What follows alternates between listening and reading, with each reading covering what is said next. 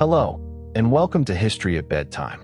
In the first week of June in the year 1099, a battered army climbed the last ridges of the Judean hills and saw Jerusalem. Some of the men fell to their knees. Others wept. A few stretched their hands toward the distant walls as though the city might vanish if they looked away. They had been walking and fighting for nearly 3 years. They had crossed mountains that froze horses where they stood, plains where water disappeared before noon, and roads lined with the graves of people who had begun the journey beside them. They had watched companions die of hunger outside Antioch and had eaten leather, weeds, and anything else that could be softened over a fire. They had quarreled with emperors, bargained with princes, broken sieges, survived ambushes, and lost so many animals that men who had once ridden beneath bright banners now approached the most sacred city in Christianity on swollen feet. Jerusalem did not look like the city they had imagined in churches far away. It was smaller than many expected. Its pale walls rose from a dry plateau under an empty summer sky. Beyond them stood the Church of the Holy Sepulchre, built around the places Christians believed had witnessed the crucifixion, burial, and resurrection of Jesus. The dome of the rock shone above the Temple Mount. Minarets and church roofs stood within the same enclosure. The city had been governed by the Fatimid rulers of Egypt for less than a year, after changing hands several times during the confusion of the Eastern Islamic world. Its Muslim and Jewish inhabitants knew an army was approaching. Wells outside the walls had been damaged or poisoned. Livestock had been driven away. The countryside had been stripped of anything that might feed an enemy. For the people standing on the ridge, however, the city was not merely a military objective. Jerusalem had shaped their journey before most of them had ever seen a map. They knew it through scripture, sermons, painted walls, relics, songs, and the stories of pilgrims who had returned from the East. They believed that the dust beneath those walls had been touched by events upon which eternity depended. To reach Jerusalem was to enter the landscape of salvation itself. That belief had carried them farther than calculation should have allowed. It had also carried them through acts of terrible violence.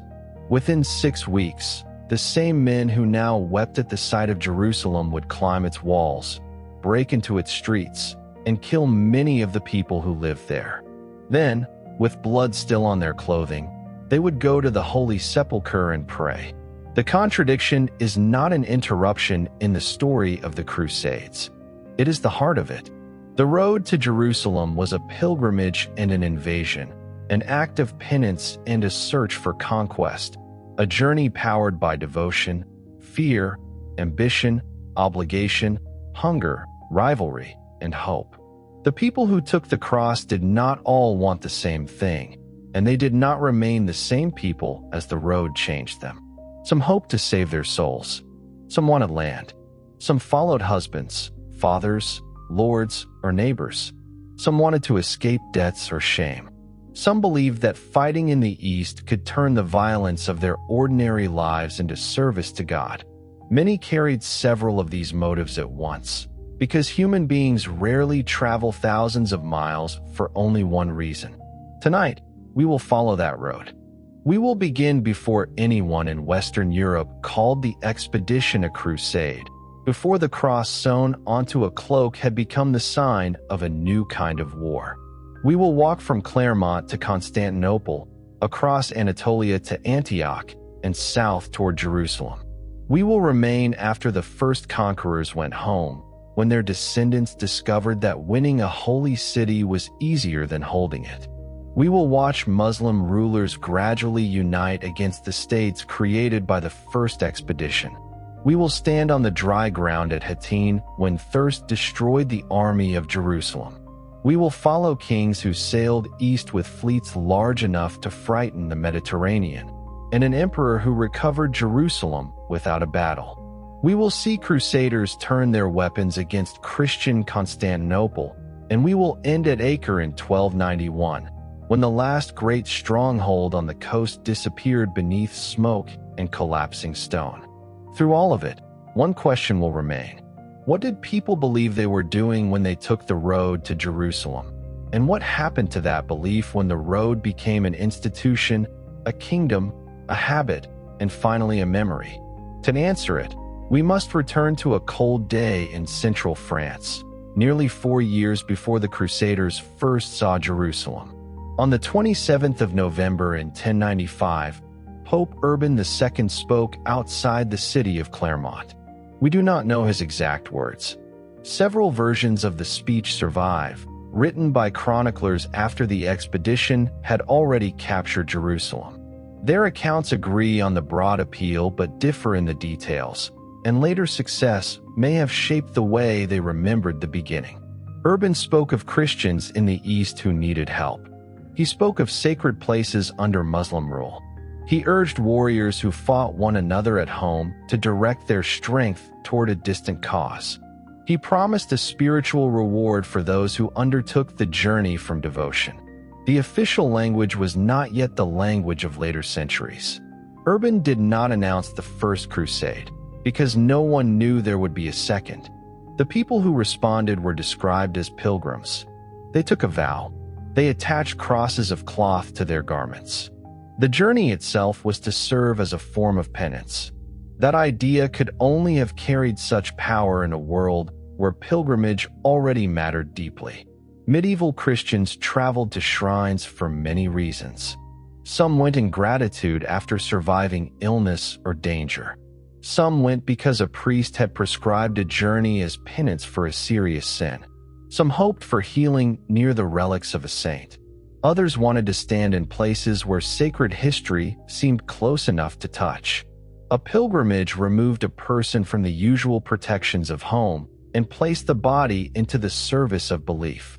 The sore feet, bad food, fear, and exposure were not meaningless discomforts. They could become part of the offering. Jerusalem stood above every other destination. Rome held the tombs of the apostles Peter and Paul. Santiago de Compostela drew travelers toward the supposed tomb of St. James. Countless local shrines offered relics and miracles. But Jerusalem was where Christian memory located the final days of Christ, the crucifixion, the empty tomb, and the promise of resurrection. Even Christians who would never leave their village knew the names of its places. The city existed in imagination long before it existed on the horizon. Pilgrims had traveled there under Muslim rule for centuries. Their experience was not one of uninterrupted persecution. Access changed with politics, local officials, war, taxation, and the condition of the roads. Some pilgrims completed the journey safely. Others were robbed, delayed, or killed. Stories of hardship grew as they were retold in Western churches, and they entered a society already changing its ideas about violence. The church had long struggled with the warrior culture of Western Europe. Knights were useful to rulers and dangerous to almost everyone else. They raided rivals, burned fields, attacked travelers, and turned local disputes into cycles of revenge. Churchmen promoted movements known as the Peace of God and the Truce of God, attempting to protect non-combatants and limit the days on which Christians fought one another. Yet restraint was difficult to enforce. A different solution slowly emerged. If the warrior could not easily be separated from violence, perhaps violence could be directed toward a cause the church regarded as just. Fighting in defense of Christians, churches, or pilgrims could be presented not only as permissible, but as spiritually meaningful. Campaigns in Iberia and the Western Mediterranean had already brought warfare against Muslim rulers into contact with ideas of religious reward. Urban's appeal drew these developments together with the older practice of pilgrimage. The timing mattered. The Byzantine Empire had suffered a severe defeat by Seljuk Turkish forces at Manzikert in 1071, but the disaster was not simply the loss of one battle. Civil wars and political struggles afterward weakened Byzantine control across much of Anatolia. Emperor Alexios I Komnenos eventually stabilized the government, but he needed troops.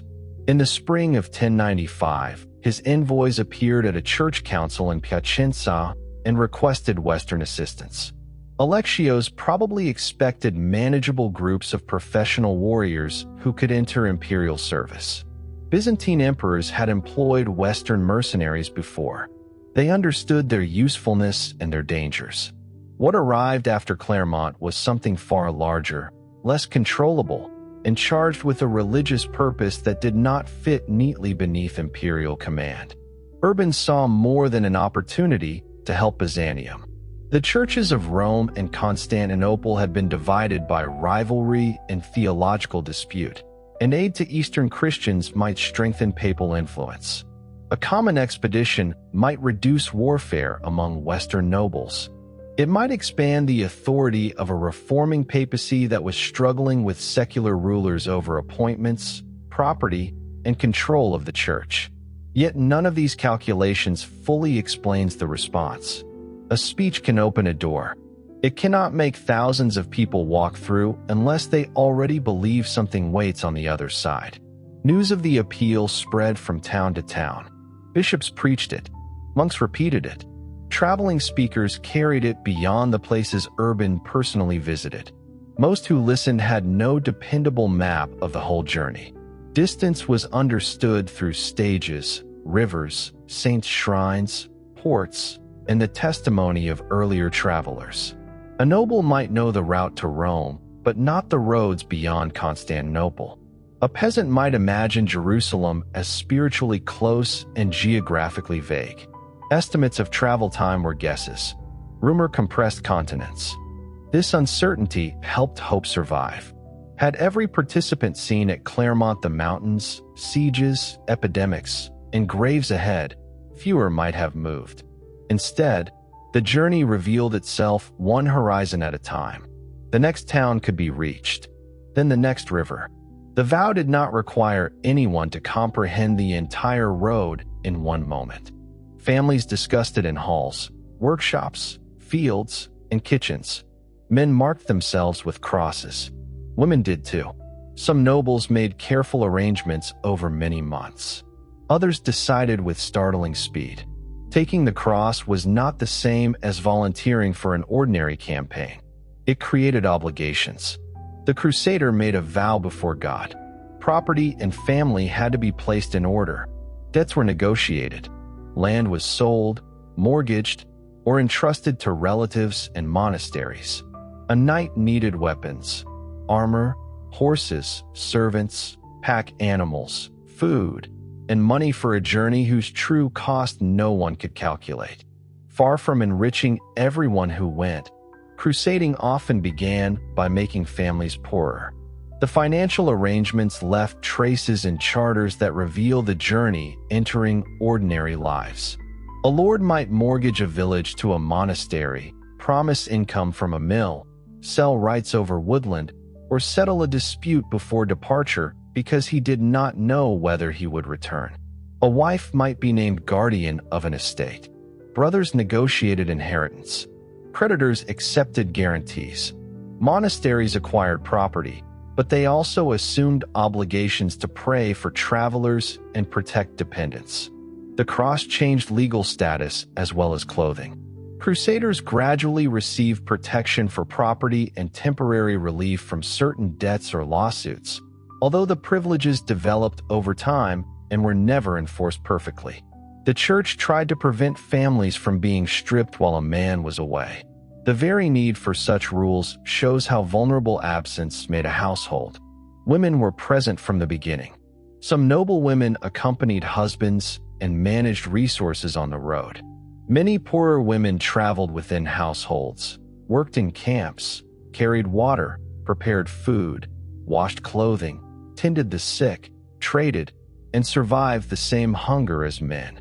Chroniclers usually noticed them only during scandal, danger, childbirth, or death, which means their ordinary labor is easy to lose from the story. Yet an army of thousands could not move for years through male combat alone. Cooks, servants, craftsmen, merchants, drovers, healers, priests, and relatives made the expedition possible. not everyone who took the vow was expected to fight. Older pilgrims and people without military training understood themselves as participants in the sacred journey. Some were discouraged or sent home when leaders recognized that they could not be supplied. Others refused to abandon a vow they believed belonged to God rather than to military commanders. The departure could divide a family in ways no chronicle recorded. A child watched a father sew a cross onto his cloak without knowing whether the gesture meant glory, poverty, or permanent absence. A wife might support the vow and fear its consequences at the same time. Fields still had to be planted. Rents still had to be collected. Feuds did not disappear because one participant had gone east. For those who left, the cross on the shoulder made a private decision public. It could inspire respect, donations, and assistance. It could also create shame if the wearer turned back. A crusader who abandoned the journey without release from the vow risked social disgrace and spiritual fear. This pressure helped keep exhausted people moving long after ordinary military service would have ended. The army gathering after Clermont was therefore not simply recruited. It was detached, piece by piece, from the society that produced it.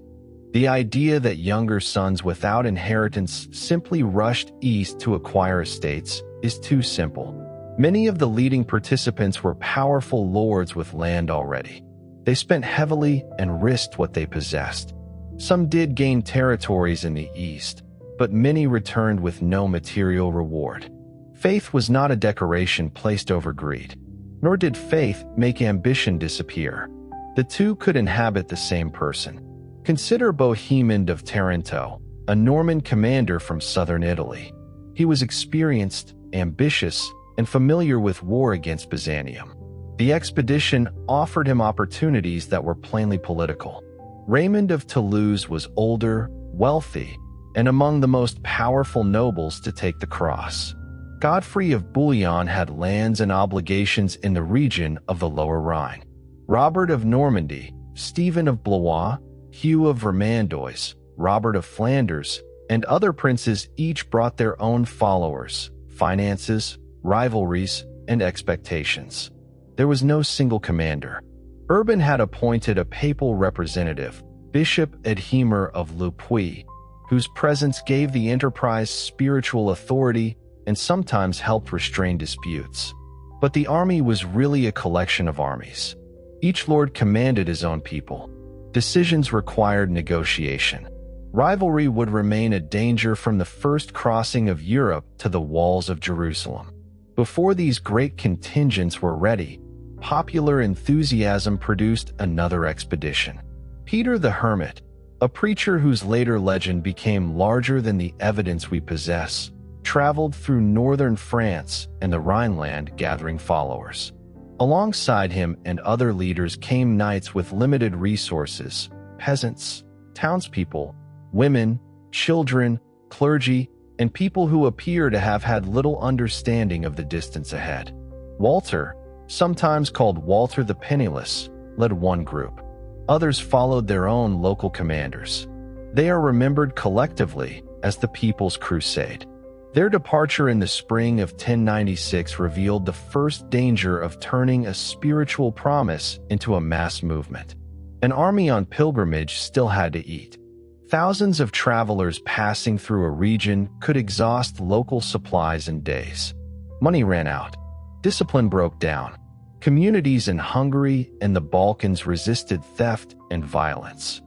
Fighting erupted between Crusaders and Christians they claimed to be traveling east to defend. Even before they left the Rhineland, some crusading bands committed a greater crime. Jewish communities had lived for generations in cities such as Speyer, Worms, and Mainz. They traded, studied, raised families, paid taxes, and depended upon local rulers and bishops for protection. As crusading enthusiasm spread, preachers and armed groups turned against them. The reasoning was brutal. Why travel far to fight those described as enemies of the faith while Jews lived nearby? Older Christian hostility, debt, greed, apocalyptic expectation, and mob violence joined the language of holy war. Some bishops attempted to shelter Jewish families. In Speyer, the bishop protected many people and punished attackers. In Worms and Mainz, protection failed. Houses were entered. People were forced to choose baptism or death.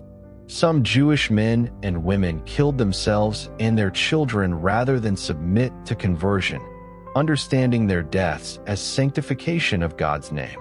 Hebrew chronicles preserve the memory with grief. Christian writers also recorded the violence, sometimes with horror and sometimes with approval. The road to Jerusalem had not yet reached the edge of Europe, and already it was stained by the blood of people who had no part in the struggle for the city. This was not an accidental detail that can be placed outside the history of crusading.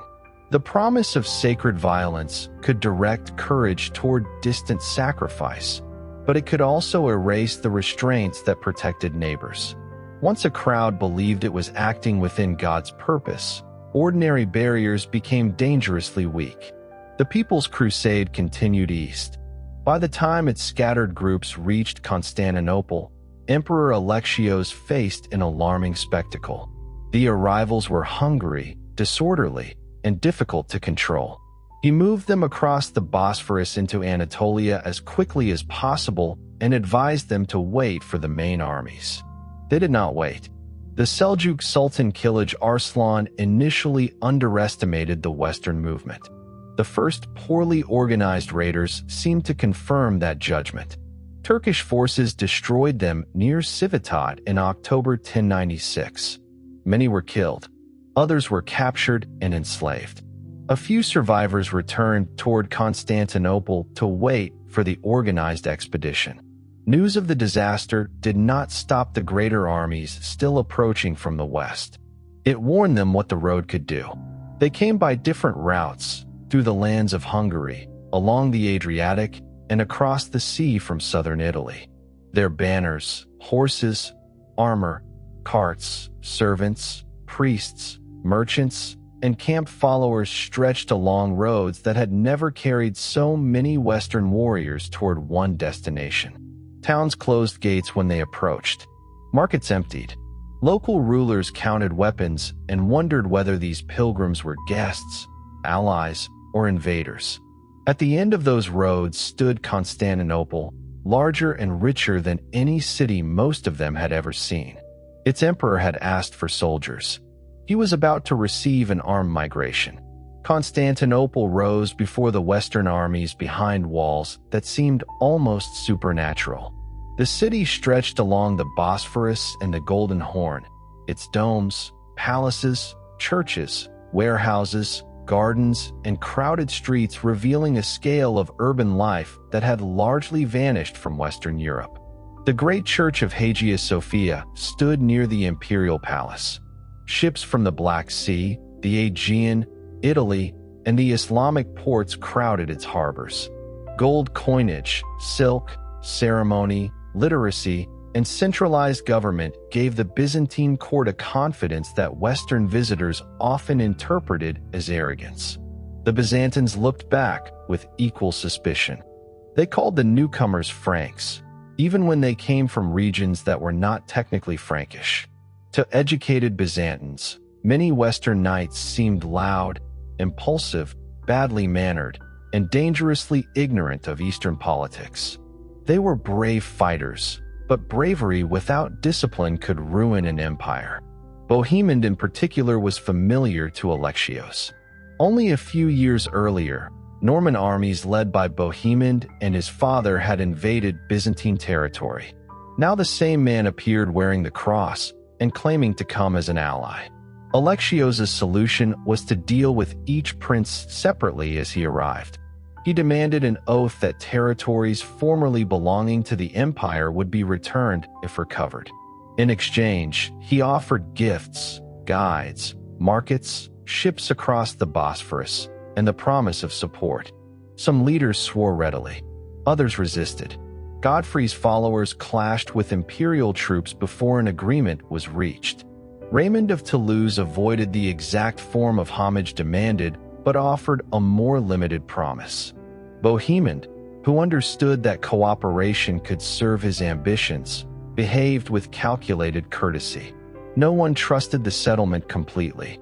The Western leaders feared that Alexios would use them and abandon them. Alexios feared they would seize cities for themselves. Both suspicions would eventually prove justified, at least in part. Yet for the moment, they needed one another. In the spring of 1097, the crusading armies crossed into Asia. Their first great objective was Nicaea, the capital of Sultan Kilij Arslan and a city that had once belonged to Byzantium. The Sultan had dismissed the danger after destroying the People's Crusade and was away campaigning when the main force arrived. He returned to find something entirely different: armored cavalry, organized contingents, engineers, clergy, and a vast camp wrapped around the city. The siege exposed the strange partnership between Crusader and Emperor. Nicaea stood beside a lake, allowing supplies to enter by water until Alexios had boats transported overland and launched behind the walls. Faced with defeat, the city's defenders negotiated secretly with the Byzantines. Imperial troops entered before the Crusaders could storm and plunder the city. From Alexios's perspective, the arrangement was sensible. Nicaea was a former Byzantine city filled with people he intended to govern, not reward to be destroyed. For Crusaders who had endured the siege and expected the customary spoils of conquest, the sight of imperial banners over the walls felt like theft. Alexios distributed gifts and money, but resentment remained. The first city recovered on the road to Jerusalem returned to Byzantium, as the oaths had required. The next victories would be harder to control. The army left Nicaea in June and divided into separate columns to make food and water easier to find. That practical decision nearly led to disaster. Near Dorylaeum, Kilij Arslan attacked the advance force under Bohemond with mounted archers. Turkish horsemen moved around the Crusader lines, releasing arrows and withdrawing before heavily armored knights could close with them. Horses screamed and collapsed. Men formed a defensive ring around the camp, while non-combatants huddled among baggage and animals. Bohemond sent urgent messages to the second column. For hours, his force held. It was not the heroic combat Western knights preferred. There was no clear line to charge, only arrows, dust, confusion, and the need to survive. Then banners appeared beyond the battlefield. Godfrey, Raymond, and the others had arrived. Their attack struck the Seljuk army from an unexpected direction. Kilij Arslan withdrew, leaving the road through central Anatolia open. The victory taught both sides something. The Turks learned that these were not the helpless crowds destroyed at Civitate. The Crusaders learned that their armor and cavalry could not erase distance, heat, and mobility. Dorylaeum had been won because divided armies reunited in time. In the months ahead, time and distance would become enemies no sword could defeat. Anatolia in summer was a landscape of exhausting horizons. The route crossed dry plateaus where water sources were separated by long marches. Wells could not support so many people and animals. Streams became mud beneath the first ranks. By the time those behind arrived, there was little left. Horses, the foundation of knightly warfare and a measure of status, died in enormous numbers. Riders walked. Oxen, dogs, and goats were used to carry loads. Armor became a burden under the sun. The army's size, which gave strength in battle, created hunger everywhere else. No medieval government possessed the supply system required to feed such a movement from one end of Asia Minor to the other. Crusaders bought food when markets existed, received supplies from Byzantine agents, gathered what they could, and took what local people would not willingly sell. The distinction between purchase, requisition, and pillage narrowed as hunger increased. People disappeared from the march. Some died quietly beside the road. Some turned back. Some joined local communities or entered the service of lords who had enough food to maintain them. Children and older pilgrims suffered first, but armored men were not protected from disease. Dysentery, fever, infected wounds, and exhaustion reduced the army without creating the clear moment of loss that a battle provided. The expedition remained religious even while survival occupied every hour. Priests celebrated Massachusetts relics traveled with contingents. Fasts, visions, oaths, and public penance shaped decisions. When suffering grew severe, many interpreted it not as proof that God had abandoned them, but as a test or punishment. The expedition could be purified through hardship. Each grave beside the road became evidence of both the cost and the seriousness of the vow. At Heraclea, the army divided again. One force under Baldwin of Boulogne and Tancred moved southeast through the Taurus region. Rivalry between them over towns in Cilicia revealed how quickly holy purpose could become territorial competition. Baldwin then traveled east toward Edessa, a wealthy city with a large Armenian Christian population. Its ruler, Thuras, adopted Baldwin as heir in an attempt to secure military protection. Soon afterward, Thuras was overthrown and killed in circumstances that remained disputed. Baldwin became ruler of Edessa. The First Crusader State was created before Jerusalem had been reached. For Baldwin, the decision made political sense. Edessa offered land, wealth, and strategic influence. For the main army, it provided a friendly position on the eastern side of the region and disrupted communication among Muslim powers. Yet it also showed that some crusaders were no longer merely passing through. The road had begun to produce states. The main force descended toward northern Syria and reached Antioch in October 1097. Antioch was ancient, immense, and formidable. Its walls ran over plains and steep mountains, enclosing an area too large for the Crusaders to surround completely. Towers climbed along ridges above the city. Gates opened toward roads and rivers. A determined garrison under Yagi Sion held the defenses. The Crusaders could block much of the city, but not all of it. The siege began with confidence. The surrounding countryside was fertile. Food seemed available. Leaders expected Antioch to fall quickly. Instead, the months lengthened. Winter rain turned the camp to mud. Supplies disappeared. Foraging parties traveled farther and faced ambush. The number of horses fell again. Tents rotted. Clothing wore through. The wealthy sold possessions for food. The poor searched fields for roots. By early 1098, hunger had become the center of life. A man waking in the camp did not first think about Jerusalem. He thought about bread. A handful of grain might cost more than an animal had cost in France.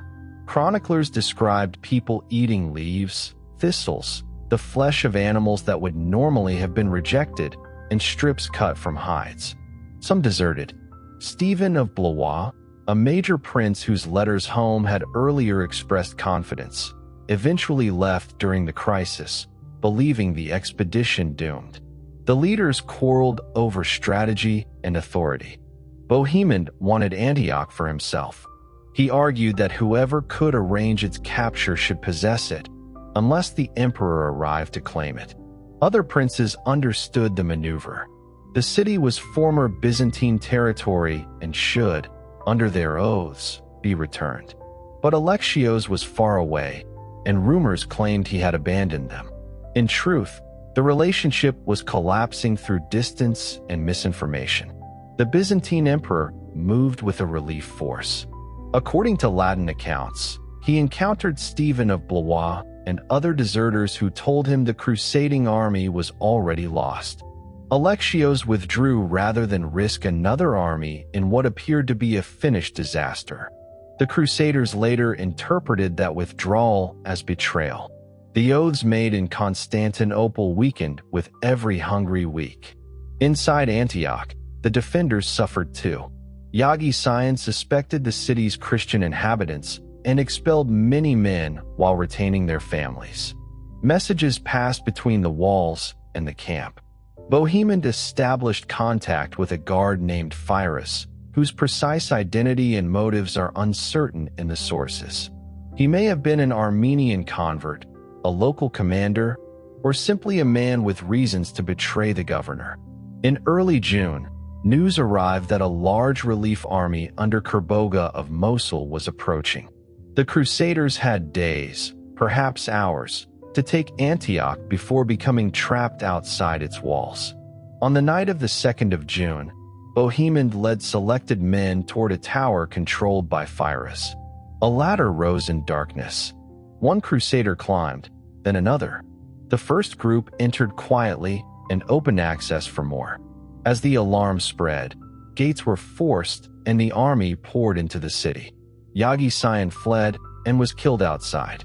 Much of the Muslim population was massacred amid the confusion, although some defenders withdrew into the citadel above the city. Antioch had fallen.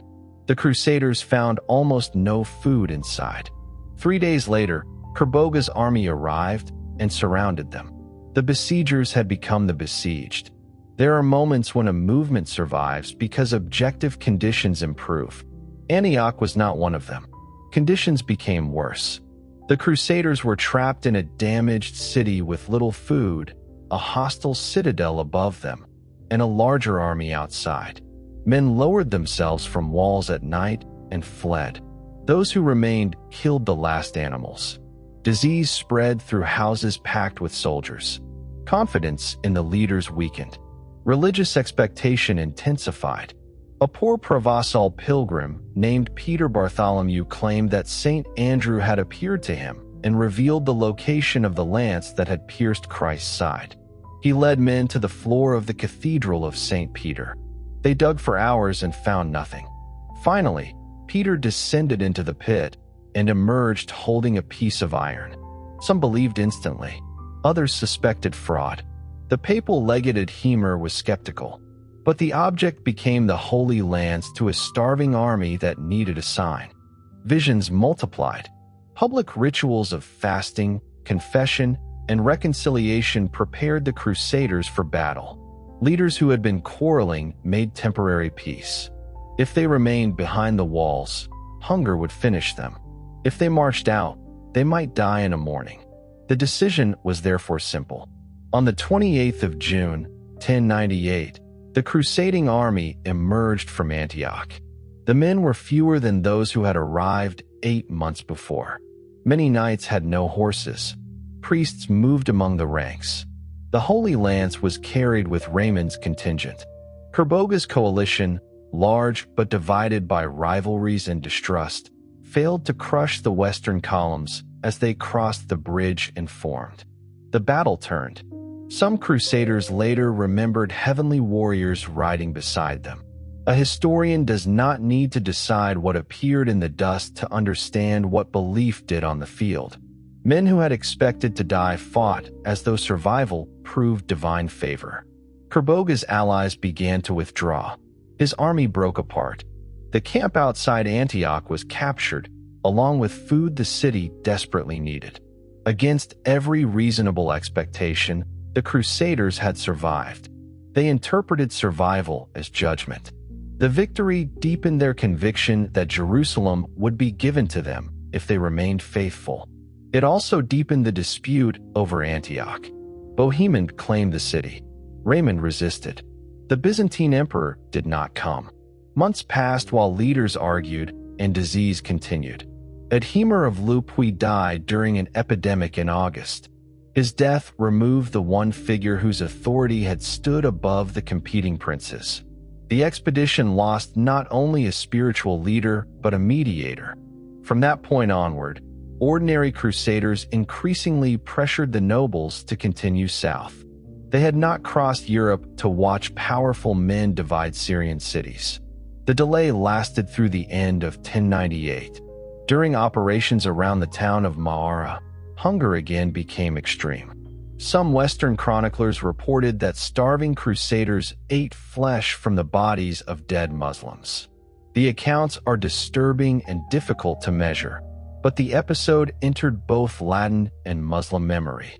Whether practiced by a small, desperate group or described with exaggeration, It revealed how far the army had descended from the ordered pilgrimage imagined at Clermont.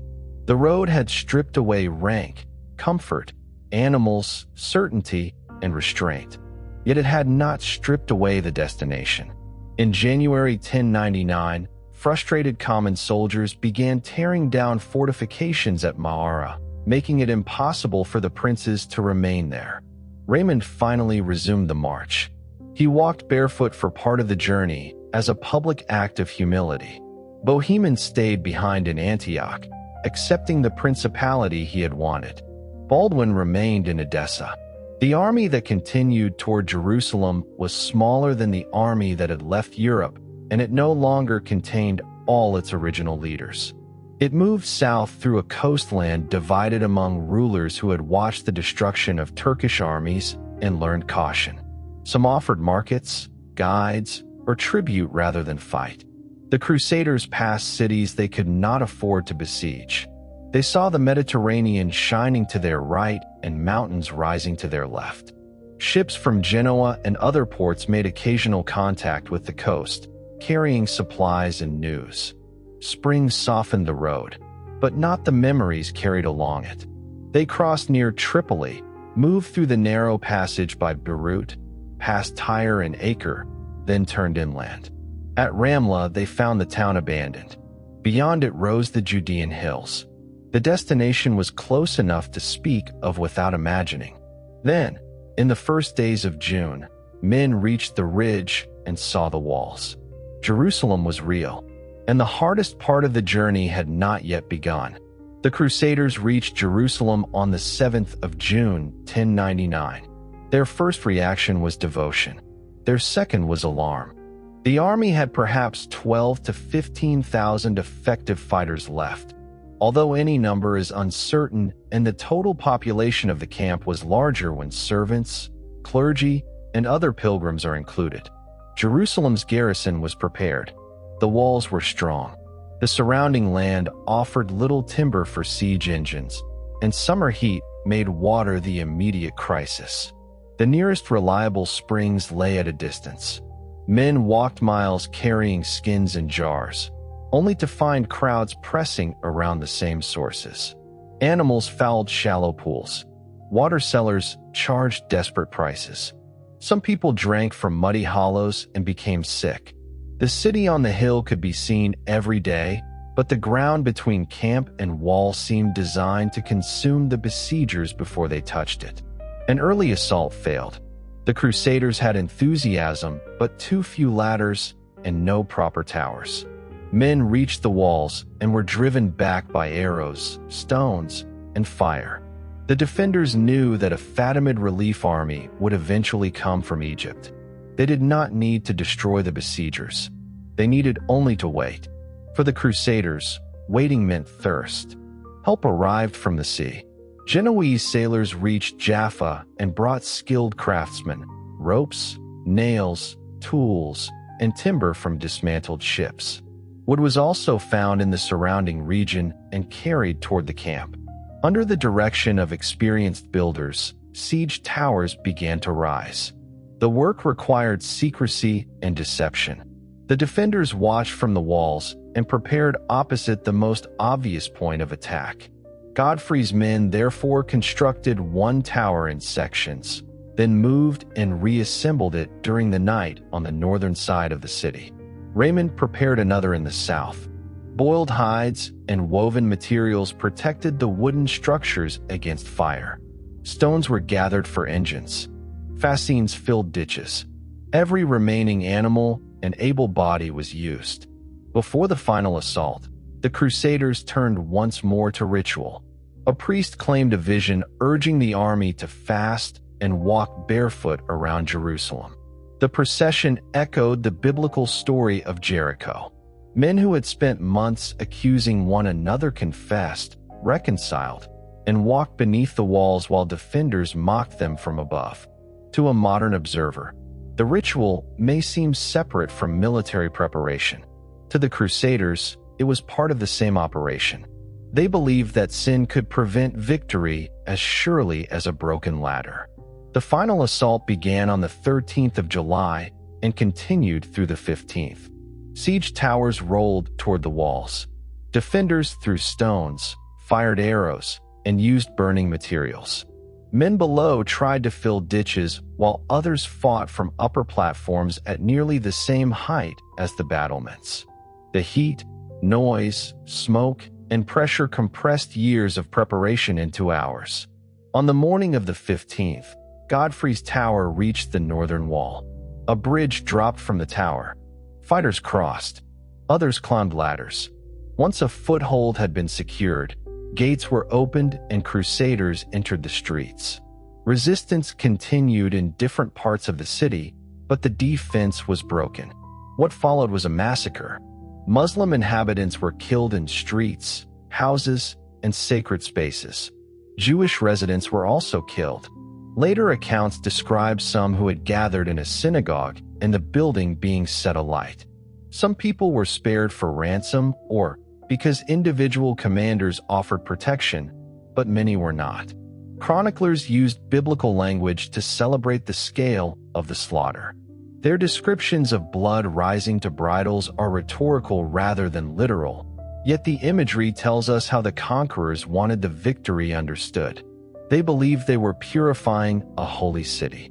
The people being killed had their own sacred geography. For Muslims, Jerusalem was Al-Quds, the holy city, associated with the Prophet Muhammad's night journey and ascension. The Dome of the Rock and the Al-Aqsa Mosque stood on the sanctuary Western Christians called the Temple of the Lord and the Temple of Solomon. Jewish memory centered on the ancient temple and the long history of the city. Eastern Christians had lived under Muslim rule and maintained churches, communities, and traditions that did not fit the Western Army's simple division of the world. The Crusaders entered a city sacred to several peoples and behaved as though only one story could remain inside it. Then they went to pray. At the Church of the Holy Sepulchre, men removed bloodied armor, touched the stones, sang, wept, and fulfilled the vow that had carried them from Europe. They did not necessarily experience a contradiction between massacre and worship. That is precisely what makes the scene difficult and historically important. Within their moral world, victory could appear as evidence that the violence had been accepted by God. The destination had not corrected the road. It had confirmed what the survivors believed the road meant. Beyond Jerusalem, news of the conquest traveled through a Muslim world that had not expected the Western expedition to become permanent. The forces defeated along the way had understood the newcomers through local conflicts. Kilij Arslan first treated them as another invading army in Anatolia. The rulers of northern Syria measured them against rivals in Mosul, Aleppo, Damascus, and Egypt. The Fatimids had taken Jerusalem from Seljuk control only shortly before the Crusaders arrived, and may initially have imagined negotiation with Western forces against a common enemy. The fall of the city destroyed those assumptions. Arabic chroniclers described the killing with grief, though many accounts were written years later and shaped by the struggle that followed. Refugees carried reports to Damascus and Baghdad. Poets and preachers asked why divided rulers had failed to protect sacred places. Jerusalem was deeply revered in Islam, but political response did not become unified simply because the loss was painful. Distance mattered. Rivalry mattered. Every ruler first considered his own city, army, dynasty, and enemies. The Crusaders had crossed an enormous space by treating Jerusalem as the single destination above all others. The powers around them did not yet share a single command or a single strategy for removing them. Eastern Christians faced another kind of uncertainty. Some had helped guide, supply, or negotiate with the Crusaders, hoping Western victory might offer protection. Armenian communities had played essential roles along the route. Yet Latin conquerors did not always recognize Eastern churches as equals. New bishops were installed. Properties and sacred spaces changed hands. Christians who had lived for centuries beside Muslim neighbors now encountered rulers who spoke of liberation but often understood the land through Western institutions.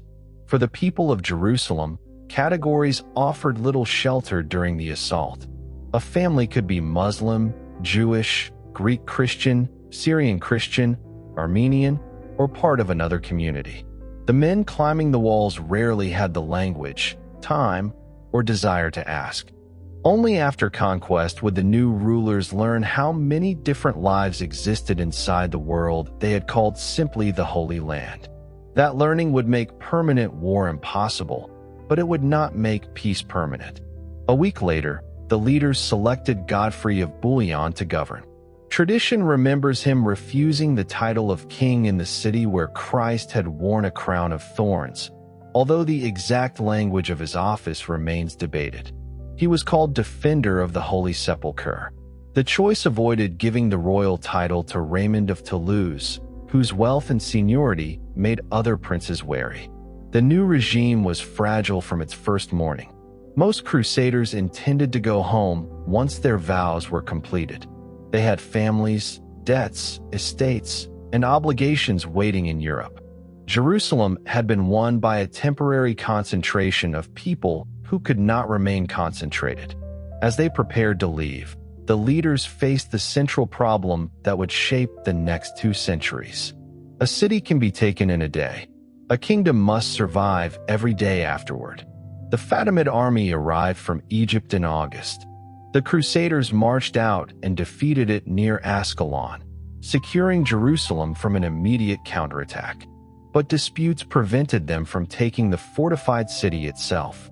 That failure left an enemy position on the coast and foreshadowed the way rivalry would repeatedly limit Crusader success. Godfrey died in 1100 after ruling for only a year.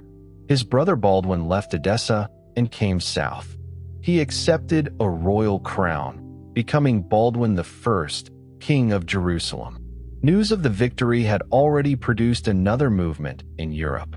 The survival of the First Crusade created a dangerous illusion. Men heard that a starving army had crossed Anatolia, taken Antioch, and captured Jerusalem. The ending made the road appear more certain than it had ever been. Those who had abandoned the first expedition carried shame home with them. New pilgrims wanted to reinforce the holy places. Families of the dead wanted their sacrifice completed. Pope Paschal II encouraged another departure. In 1101, several large forces reached Constantinople. Among them was Stephen of Blois, who had left Antioch during the darkest moment and told Alexios that the expedition was doomed. His wife, Adela, is said to have urged him to repair the dishonor. He now returned east with men who believed they were following an established route rather than entering the unknown. The road was no safer because it had once been survived. Kilij Arslan had learned from Dorylaeum. Muslim rulers who had been divided in 1097 cooperated more effectively. The new Western armies were themselves divided, poorly supplied, and burdened by confidence. One great contingent, dominated by Lombards, insisted upon marching deep into northern Anatolia in an attempt to rescue Bohemond, who had been captured by the Danishmends.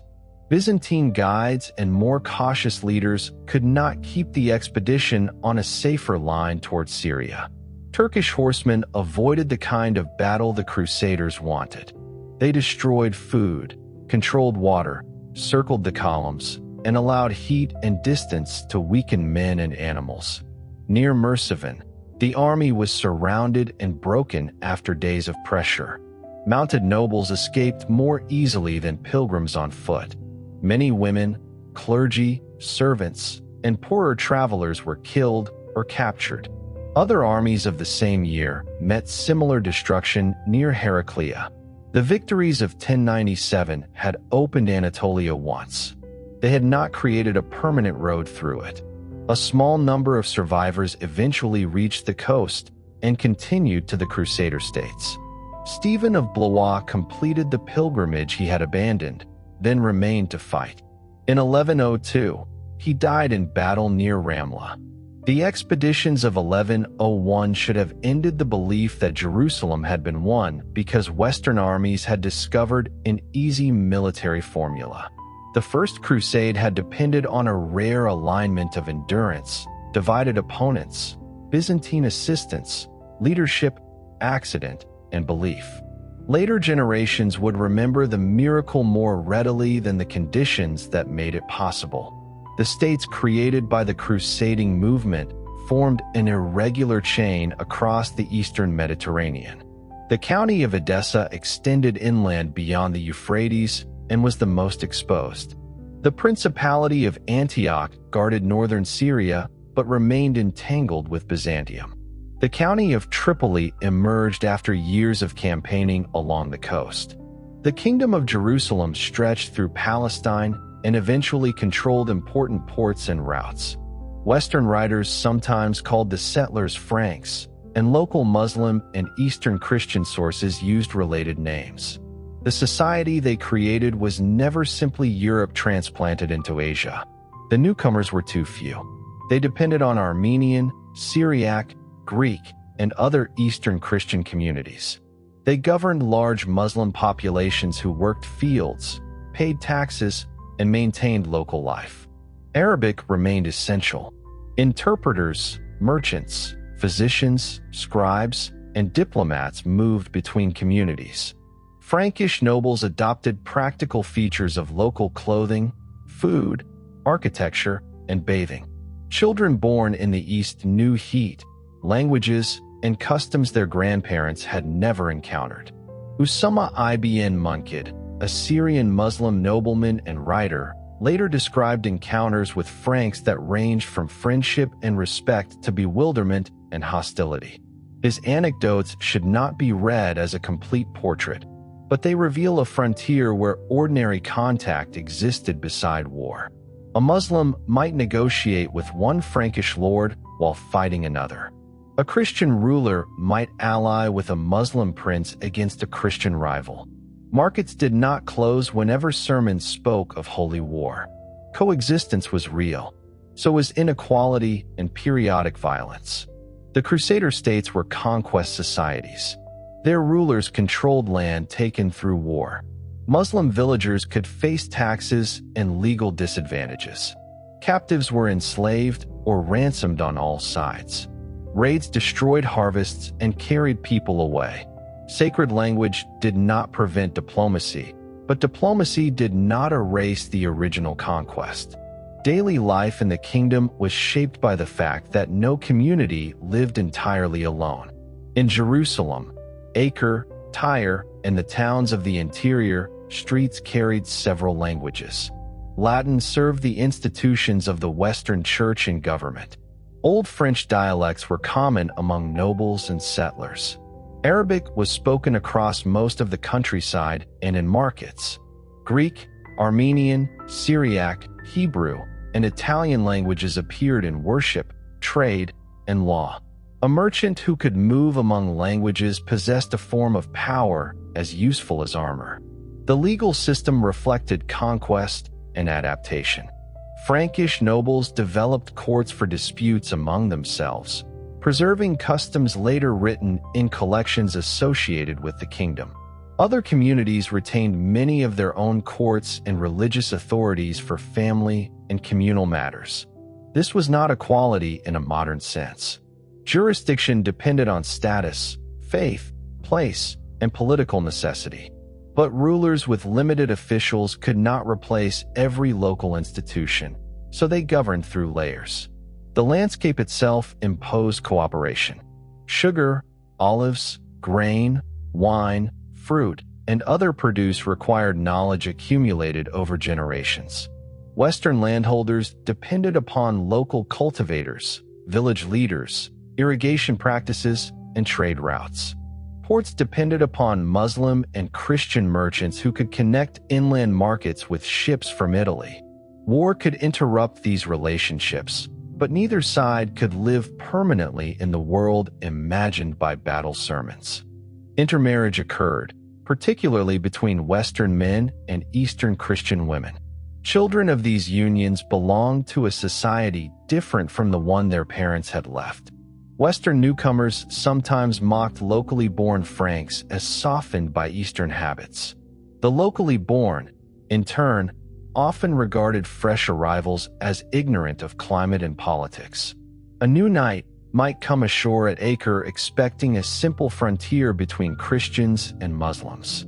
Within days, he could discover a Christian Armenian serving one Muslim ruler, a Muslim envoy protected by a Frankish lord, an Italian merchant arguing with another Christian city, and a truce that made the zealous raid he imagined politically disastrous.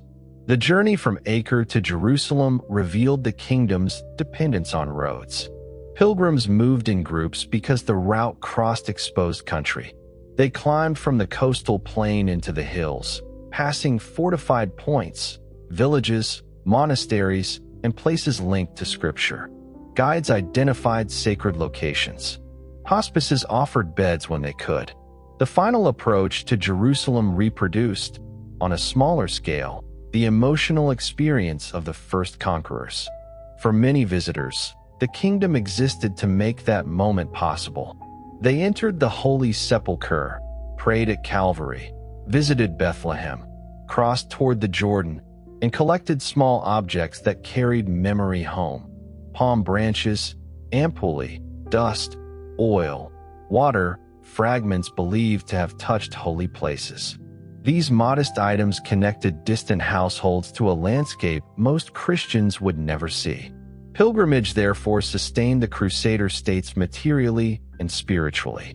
Ships carrying pilgrims also carried money, letters, weapons, settlers, and news. Every safe journey justified the kingdom's existence. Every attack on a pilgrim road reinforced the argument that armed protection remained sacred work. Travelers arrived by sea at Jaffa or Acre and moved toward Jerusalem under armed protection. Roads could be dangerous. Bandits, local conflict, and the simple vulnerability of strangers created a need for institutions that combined charity with defense. The Hospital of St. John developed from a hospice serving sick and poor pilgrims in Jerusalem. It became the Knights Hospitaller, a religious order whose members cared for patients and fought. The Knights Templar emerged in the early 12th century when a small group of knights committed themselves to protecting pilgrims, especially along the road between the coast and Jerusalem. They were given quarters near the former Temple Mount, which shaped their name. These orders joined the monastery and the barracks. Members took vows of poverty, chastity, and obedience. They lived under rules, ate communally, and submitted to superiors. Yet they maintained fortresses, horses, weapons, and disciplined military units. Donations from Europe gave them estates far from the Holy Land. Their international networks allowed money and information to move across enormous distances. A pilgrim could deposit resources in the West and receive support in the East without carrying every coin along a dangerous road. The orders did not invent modern banking, but their administrative reach made them unusually capable financial intermediaries. Their castles became some of the most formidable structures in the region. Their permanent forces provided a core of trained fighters in states whose nobles could not keep large armies assembled year-round. Castles marked the landscape of insecurity. Some guarded borders. Some watched roads, river crossings, or agricultural districts. Croix de Chevaliers, expanded by the Hospitallers, rose above routes between the coast and interior Syria. Carrick and Montreal controlled territory east of the Dead Sea. Fortresses offered refuge and power, but they also required money, garrisons, food, and continuous repair. The Crusader States survived partly because the Muslim world around them remained divided. At the time of the First Crusade, the Great Seljuk political order had fragmented. Local rulers in Aleppo, Damascus, Mosul, and other cities competed. The Fatimid Caliphate in Egypt followed a different branch of Islam and opposed the Sunni powers of Syria. The Crusaders did not defeat one unified Islamic empire. They entered a political landscape where rivals sometimes preferred a Frankish neighbor to a stronger Muslim competitor. This fragmentation gave the new states time. It also began to disappear. Imad ad-Din Zengi, ruler of Mosul and Aleppo, built power through war, diplomacy, and ruthless calculation. On Christmas Eve in 1144, his forces captured Edessa. The city fell after a siege while its count was absent. The oldest Crusader state, and the one most exposed to the interior, vanished from the map. News crossed the Mediterranean and reached a Western world that had come to regard the success of the First Crusade as proof of divine favor. If God had granted Jerusalem, why had God allowed Edessa to fall? The answer offered by preachers was familiar. Christian sin had invited punishment, and renewed sacrifice could restore what had been lost. Pope Eugenius III called another expedition. Bernard of Clairvaux, one of the most influential churchmen of the age, preached it with extraordinary force. Kings now took the cross. Louis VII of France and Conrad III of Germany led large armies east. The preaching also reopened the danger scene in 1096. In the Rhineland, a monk usually called Radulf urged violence against Jewish communities. Bernard opposed him, sending letters and eventually traveling into the region to challenge his message and order him back to his monastery.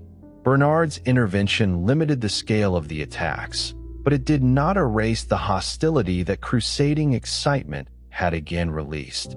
Jewish families still faced threats, coercion, and the fear that a movement directed toward Jerusalem could turn upon them before it left Europe. The contrast was revealing. Bernard was one of the greatest advocates of the expedition and also an opponent of killing Jews. Crusading ideology did not produce one automatic response, but once sacred war had entered public life, its boundaries depended upon authorities being willing and able to enforce them. The Second Crusade appeared better organized and more powerful than the first. It failed far more quickly. Conrad's army suffered severely in Anatolia, where inadequate supplies, poor coordination, and Turkish attacks repeated the dangers of the earlier road without the earlier recovery. Louis's force also endured hunger and losses. When the surviving leaders reached the Crusader States, they faced a strategic choice. Edessa, the city whose fall had provoked the expedition, was difficult to recover and no longer the most attractive target. The Crusader leadership instead decided to attack Damascus. The choice was disastrous. Damascus had often cooperated with Jerusalem against the rulers of Mosul and Aleppo. It was a Muslim city, but it was also a political counterweight to Zengi's successor, Nur al-Din. By attacking it, the Crusaders drove a potential ally toward the very power they feared. The siege began in July 1148. At first, the Crusaders advanced through orchards west of the city, where walls, channels, and trees provided food and cover, but also created close fighting. Then, for reasons still debated, the army shifted to a more exposed position with poorer water and fewer supplies. Rumors of bribery and betrayal spread. Muslim relief forces approached. After only a few days, the Crusaders withdrew. The Great Royal Expedition ended in humiliation. Those who had crossed Europe asked who had failed them. Western newcomers blamed the settlers of Jerusalem.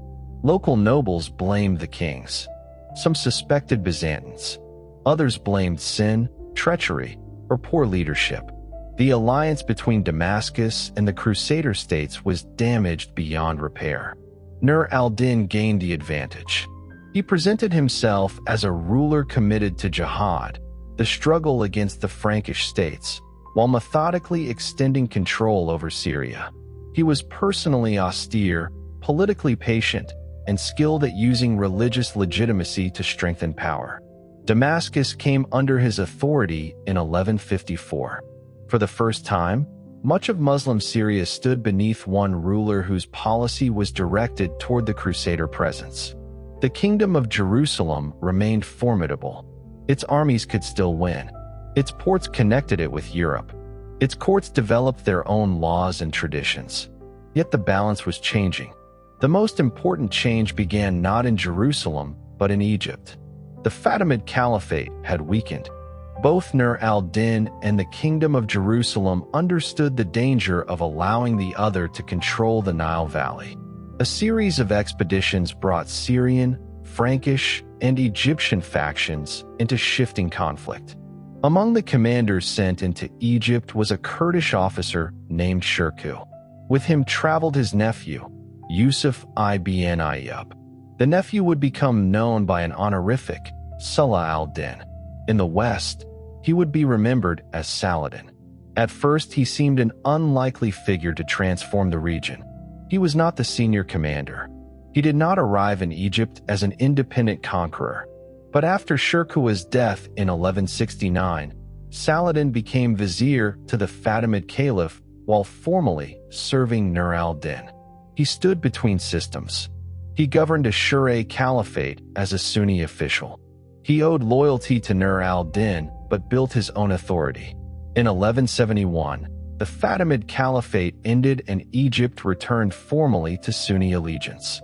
When Nur al-Din died in 1174, Saladin moved into Syria, presenting himself as protector of the ruler's young heir while steadily absorbing territory.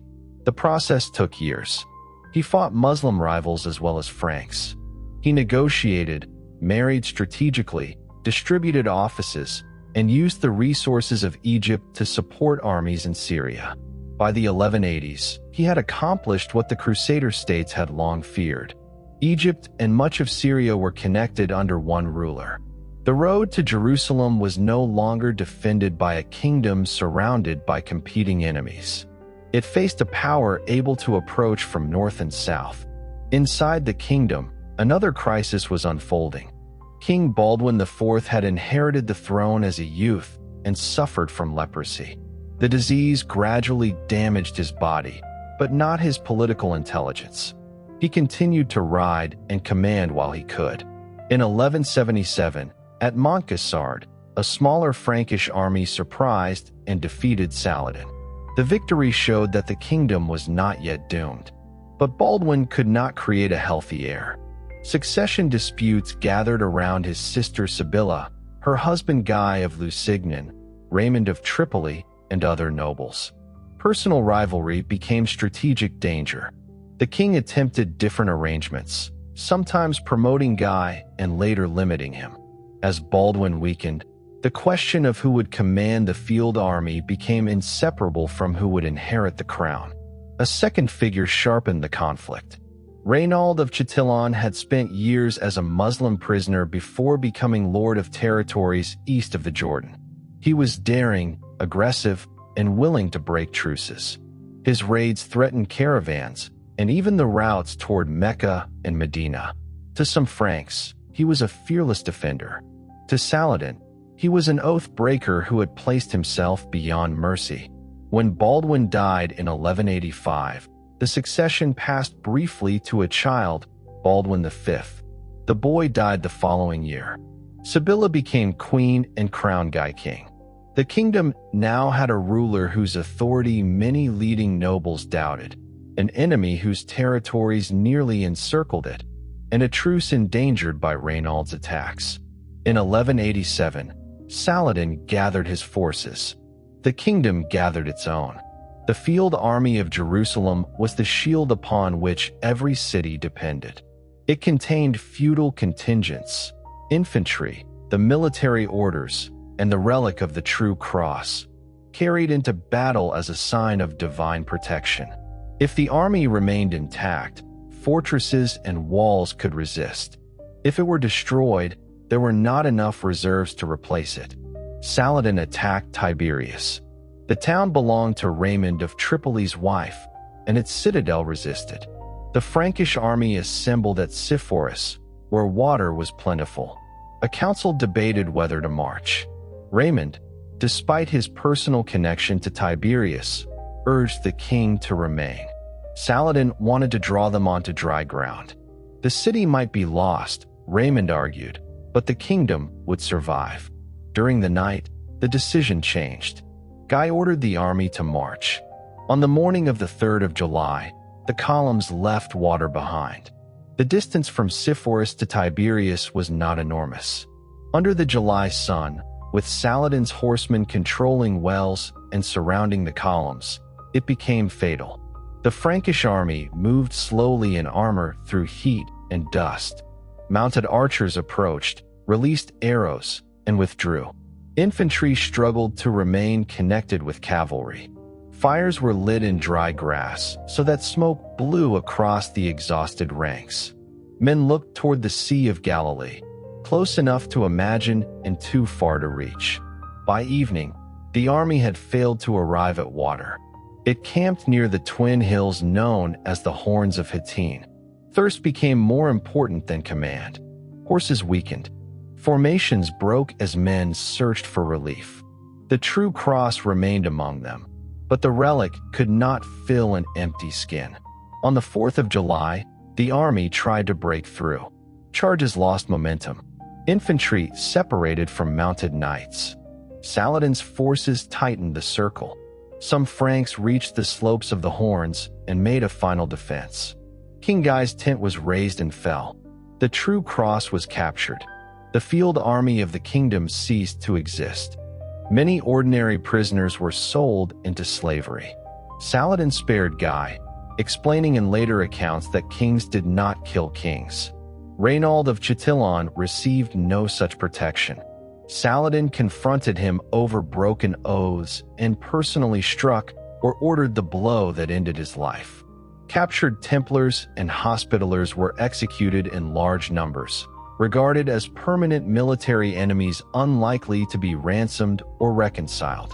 Hattin was more than a battle lost. The Crusader States had always survived with too few people. Their defense depended on concentrating nearly every available fighter into one army. When that army vanished, cities faced Saladin with walls but few men to hold them. One after another, they surrendered or fell. Acre, Nablus, Jaffa, Beirut, and other places changed hands.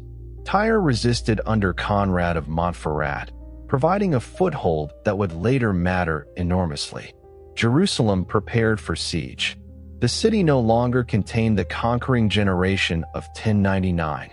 It held Eastern Christians, clergy, residents, refugees from lost towns, women, children, and only a small number of knights. Balian of Ibelin entered under safe conduct to remove his family, then remained when the population begged him to lead the defense. According to later accounts, he knighted sons of noble families and capable townsmen because there were so few trained warriors. Saladin arrived in September. For nearly 2 weeks, defenders resisted assaults and bombardment. Then Balian negotiated. He threatened, if no terms were granted, to destroy sacred places and fight to the death. Whether every part of that threat was realistic mattered less than the cost of a desperate assault. Jerusalem surrendered on the 2nd of October, 1187. The end differed sharply from 1099. There was no general massacre. Residents were required to pay ransom for freedom. Many who could not pay faced enslavement, but funds were gathered to release thousands, and some were freed through charity or negotiation. Eastern Christians remained. Muslim worship returned to the sanctuary. The cross placed above the dome of the rock was removed. Al-Aqsa was purified for prayer. Saladin's relative restraint became central to his reputation, especially when compared with the slaughter committed by the First Crusade. That reputation should not turn him into a figure outside his violent age. He fought ruthlessly, executed enemies, enslaved captives, and used war to build power. Yet at Jerusalem, he chose surrender and ransom over annihilation. The city had changed masters without repeating the same bloodshed. For Latin Christians, the loss was almost impossible to absorb. Jerusalem had stood at the center of crusading belief. Its capture had seemed to prove the righteousness of the First Crusade. Now the true cross was gone, the field army destroyed, and the Holy Sepulchre under Muslim rule. The news moved west through ports, courts, and churches. Pope Urban had died before learning that Jerusalem was taken in 1099.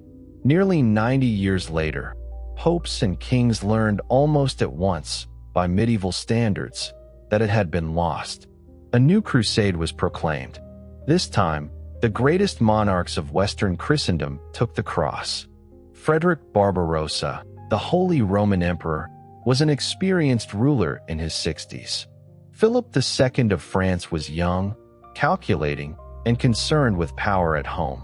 Richard I of England, later called the Lionheart, was a gifted soldier whose lands and rivalries stretched across western France as well as England. An expedition led by 3 such rulers seemed capable of reversing Hattin. Before they reached Jerusalem, the crusade began to fracture. Frederick chose the overland route. His German army crossed the Balkans and Anatolia, enduring conflict, hunger, and difficult relations with Byzantium. It defeated Turkish forces and captured Iconium. Then, in June 1190, Frederick drowned while crossing the Salef River in Cilicia. The death of one man dissolved much of an army. Some soldiers turned home. Others died of disease or continued in smaller numbers. The body of the emperor, treated in an effort to carry it onward, could not complete the pilgrimage as intended. A ruler who had survived decades of war disappeared in an unfamiliar river before seeing the city whose loss had called him east. Philip and Richard traveled by sea. Their rivalry accompanied them. Both had reasons to cooperate and reasons to fear what the other might do at home. They wintered in Sicily, where Richard's intervention in local politics caused tension. Richard then conquered Cyprus after a storm scattered his fleet and the island's ruler mistreated survivors. Cyprus would become a crucial base for the Crusader presence, easier to defend and supply than inland territories. Meanwhile, Acre had become the center of the war. Guy of Lusignan, released by Saladin, had begun besieging the coastal city in 1189. The operation turned into a vast double siege. Franks surrounded Acre. Saladin's army surrounded the Franks. Ships brought men, food, weapons, and disease. Camps became semi-permanent towns. Assaults failed. Hunger moved between the lines.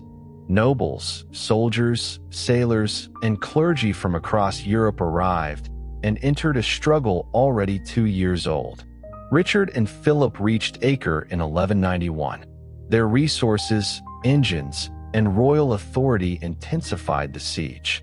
The defenders eventually surrendered in July. Terms included payment, release of Christian prisoners, and return of the true cross. When delays and mistrust prevented fulfillment, Richard ordered the execution of thousands of Muslim prisoners outside the city. Saladin's forces could see the killing.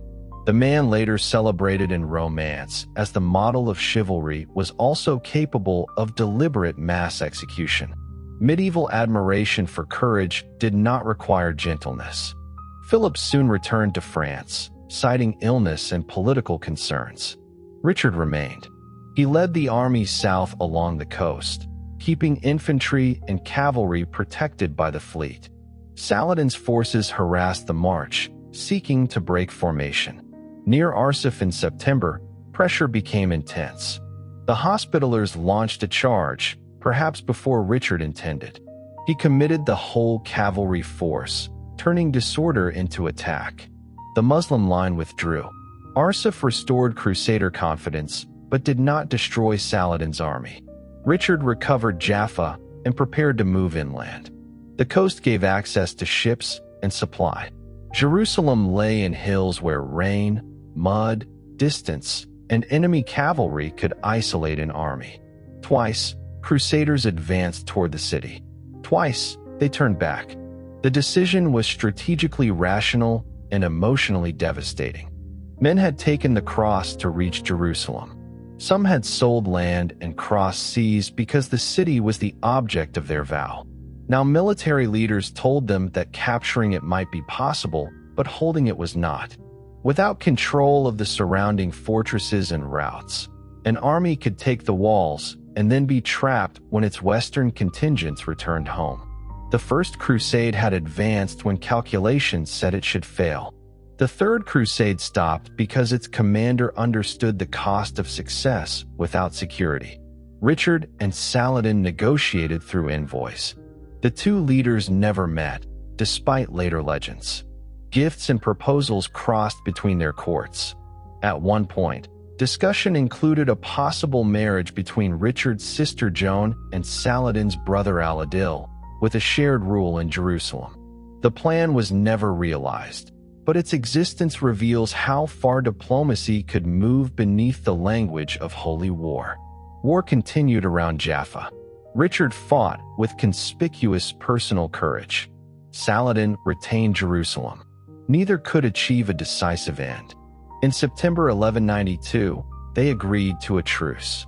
The Franks kept a strip of coast from Tyre to Jaffa. Muslim authority remained in Jerusalem. Christian pilgrims were permitted access to the holy places. Richard sailed west. He had recovered cities, restored a viable coastal state, and prevented the complete destruction that seemed possible after Hattin. He had not fulfilled the central promise of the expedition. Jerusalem remained beyond the kingdom of Jerusalem.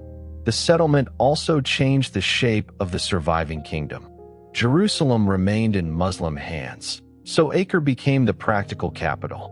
The royal court, patriarch, merchants, military orders, and new arrivals concentrated there. The kingdom kept its old name because the claim to Jerusalem remained the reason for its existence, even when its rulers governed from the coast. Cyprus became equally important. Richard had conquered the island almost accidentally, but its fields, ports, and defensible position gave the Latin East a secure base beyond the immediate reach of armies in Syria and Egypt. Guy of Lusignan, whose decision had helped lead to Hattin, eventually received Cyprus after losing the contested crown of Jerusalem. His dynasty and other Western nobles built a new kingdom there. The Eastern Mediterranean now contained overlapping claims. Conrad of Montferrat, who had saved Tyre, was selected as king of Jerusalem but was assassinated before his coronation. Henry of Champagne followed. Later rulers inherited through marriages, disputed bloodlines, and political compromise. The crown often possessed less direct power than the military orders, great barons, and merchant communes around it. Yet the coast recovered with remarkable speed. Acre's markets filled. Pilgrims could land, travel under truce to Jerusalem, and return. Churches were rebuilt. Italian fleets competed for warehouses and privileges. Diplomats moved between courts. The truce did not create peace in the modern sense, but it made ordinary life possible between campaigns. This survival complicated the meaning of failure. The Third Crusade had not recovered Jerusalem. In sermons and memory, that absence remained painful. Strategically, however, Richard had preserved enough territory for Latin Christian society in the East to continue for another century. Pilgrimage resumed without political possession of the Holy City, quietly raising a question the First Crusade had answered with war. Was access enough? For many individual pilgrims, it was. They had not come to govern walls. They had come to pray at a tomb. For kings, popes, and military orders, access without sovereignty felt temporary. The road remained open, but the destination belonged to another ruler. That tension changed crusading strategy. If the Holy City could not be held while Egypt supplied the strongest Muslim power, then Egypt appeared to be the key. Capture the Nile ports, exchange them for Jerusalem, or break the source of military wealth. The logic would guide later expeditions. It would also repeatedly lead armies into water, mud, and disaster. Before that strategy was tested, however, another crusade would demonstrate that the road could lose its destination entirely. Pope Innocent III called the expedition later known as the Fourth Crusade. He wanted a disciplined campaign under papal direction. The chosen plan aimed at Egypt, though this was not publicly emphasized at first. To move a large army by sea, Crusader leaders negotiated with Venice. Venice was a maritime republic with shipyards capable of building an enormous transport fleet.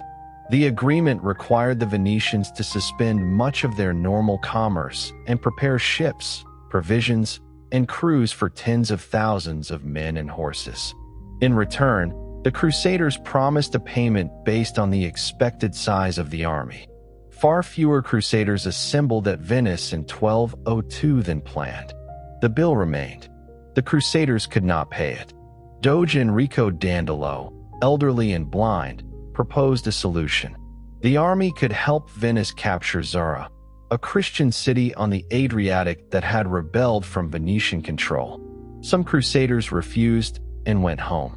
Others argued that accepting the diversion was the only way to continue. The army that had taken the cross attacked fellow Christians. Zara fell.